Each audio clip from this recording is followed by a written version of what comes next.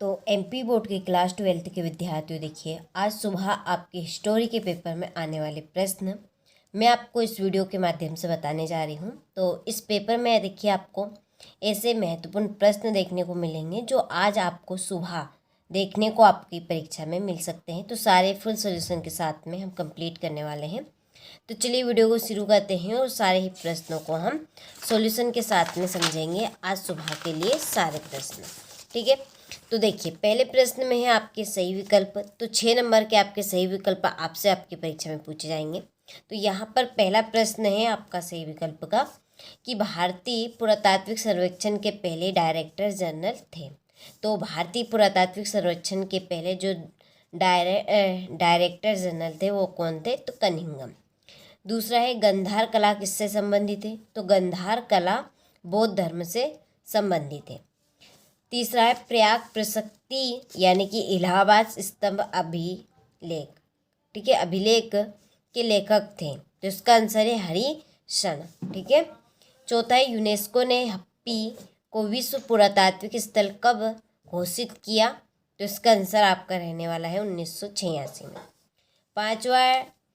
पांचवा है कि पहाड़िया लोगों द्वारा की जाने वाली खेती खालिस्तान कहलाती थी। तो पहाड़ियों लोगों द्वारा जो की जाने वाली खेती थी वो खेती आपकी झूम खेती कहलाती थी।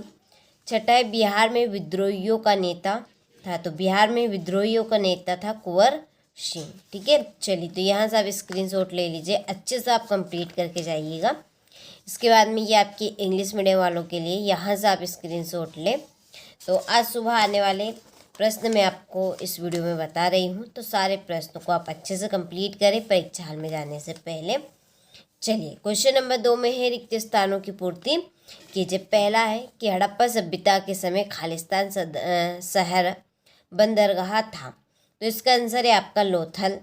दूसरा है कि घर का मुखिया खालिस्तान होता था। तो इसका आंसर है गृहपति। तीसरा है अजंता की गुफाएं खालिस्तान में स्थित है। तो अजंता की गुफाएं आपकी महाराष्ट्र के औरंगाबाद जिले में स्थित है। ठीक है। चौथा है कि सुल्तान जहां बेगम खालिस्तान की शासिका थी। कहाँ की? भोपाल। पांचवा है कृष्णदेवराय खालिस्तान नामक उपनगर की स्थापना की। तो इसका आंसर है नागलपुरा की। किसकी? नागलपुरा की। छठा है खान अब्दुल गफ्फर खान को खालिस्तान गांधी कहा जाता है। तो इसका आंसर है आपका सीमांत। चलिए तो यहाँ पर मैंने आपके रिक्त स्थान पहले से ही कंप्लीट कर दिए थे ताकि आप सभी का ज़्यादा समय व्यर्थ ना हो। तो चलिए आगे बढ़ते हैं अगले क्वेश्चन की ओर।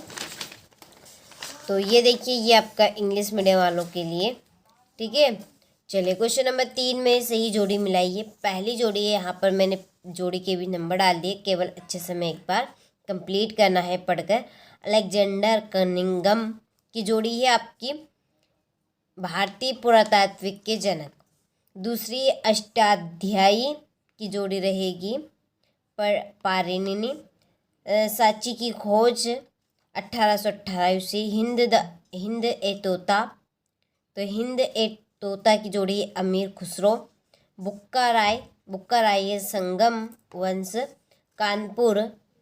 कानपुर की जोड़ी है नाना साहेब। प्रारूप समिति के अध्यक्ष कौन थे? Doctor BR Ambedkar. ठीक है, चलिए यहाँ से आप स्क्रीनशॉट ले लीजिए, सही जोड़ी आपकी हो चुकी है। इसके बाद यहाँ से आप इंग्लिश मीडियम वाले स्क्रीनशॉट लें। चलिए क्वेश्चन नंबर 4 में एक वाक्य में उत्तर दीजिए। पहला है कि मौर्य काल में कर निर्धारण का सर्वोच्च अधिकारी कौन होता था? तो इसका आंसर है समाहर्त। ठीक है, समाहर्त रहेगा। पितृवंशिकता का क्या अर्थ है? तो पितृवंशिकता का अर्थ है पिता के नाम पर चलने वाला वंश। तीसरा है इब्न बतूता को कहाँ का काजी या न्यायाधीश नियुक्त किया गया? दिल्ली का। चौथा है किसान को आमतौर पर किस नाम से जाना जाता था? रैयत या मुजरियान के नाम से। ठीक है। पांचवी रिपोर्ट ब्रिटिश पार्लियामेंट में कब प्रस्तुत की गई? तो 1813। भारत में नागरिकों को कितने मूल अधिकार प्राप्त है? सभी को पता है कि भारत में नागरिकों को 6 मूल अधिकार प्राप्त हैं। 7वां मंत्रिमंडल किसके प्रति उत्तरदायी होता है? तो ये आपका लोकसभा के प्रति सामूहिक रूप से उत्तरदायी होता है। ठीक है, लोकसभा के प्रति सामूहिक रूप से उत्तरदायी आपका रहता है। चलिए, इसके बाद में ये आपके इंग्लिश मीडियम वाले के लिए, ठीक है, यहाँ पर फिल है, अच्छे से आपको कंप्लीट करके जाना है। इसके बाद में क्वेश्चन नंबर 5, इसमें है सत्यासत्य। चलिए, पहला है कि हड़प्पा सभ्यता एक नगरीय सभ्यता थी, तो ये आपका सत्य है।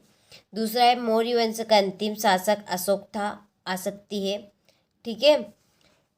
तीसरा, स्तूप का संस्कृत में अर्थ टीला होता है, ये भी आपका सत्य है। चौथा है विजयनगर पर शासन करने वाला प्रथम वंश सालू वंश था, तो ये आपका नहीं है। ठीक है, पहला राजवंश था। कौन सा? पहला। चलिए, 5वां है आपका दिल्ली प्रांत में 39 किस्म की फसलें उगाई जाती थी, तो ये आपका सत्य है। दिल्ली में प्रांत में 43 किस्म की फसलें की पैदावार की जाती थी। कितनी? 43 की। छठा है गांधी जी ने तृतीय गोलमेज सम्मेलन में भाग लिया, तो ये भी आपका सत्य है। इसमें केवल दूसरे जो गोलमेज सम्मेलन थे उन्होंने भाग लिया था। ठीक है, तो यहाँ से आप स्क्रीनशॉट ले लीजिए, ये आपके रिक्त स्थान हो चुके हैं। चलिए, इसके बाद में यहाँ से आप इंग्लिश मीडियम वाले स्क्रीनशॉट लें और अच्छे से कंप्लीट करें। चलिए, छठा प्रश्न है भारतीय संविधान में अनुच्छेद 356 का अर्थ क्या है? वयस्क मताधिकार पर आधारित लोकतंत्र को स्पष्ट कीजिए। हड़प्पा सभ्यता के किन्हीं 2 महत्वपूर्ण नगरों का संक्षिप्त परिचय दीजिए। ठीक है, तो ये आपके 2 नंबर वाले इम्पोर्टेंट क्वेश्चन है। अल बिरूनी के विषय में आप क्या जानते हैं? संक्षेप में लिखिए। कश्मीरी सेव धर्म के बारे में आप क्या जानते हैं? विजयनगर की भौगोलिक स्थिति की विशेषताओं का वर्णन कीजिए।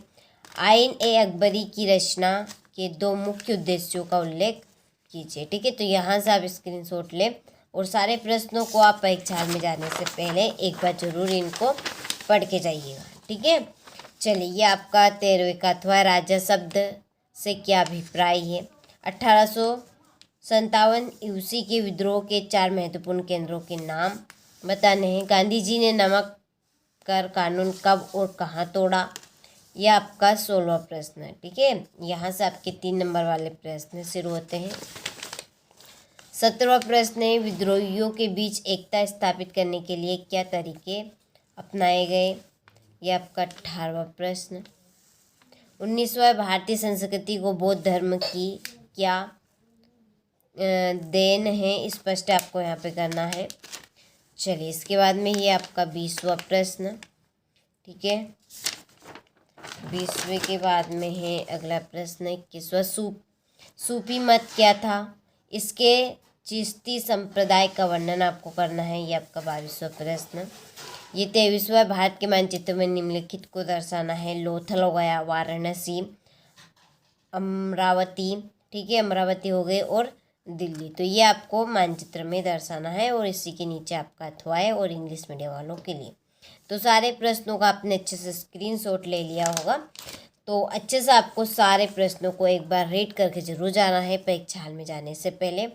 तो आज के पेपर में आने वाले सारे प्रश्न मैंने आपको इस वीडियो में बता दिए हैं।